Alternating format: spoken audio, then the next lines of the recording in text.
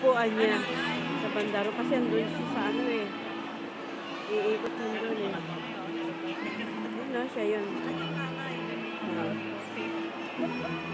Ayan na. Siga maglakad eh.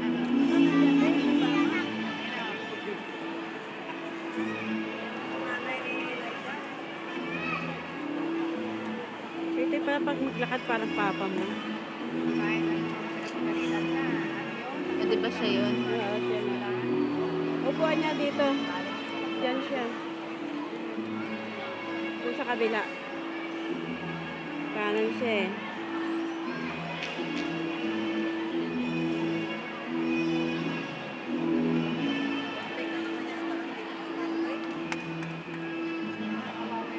Ayun na.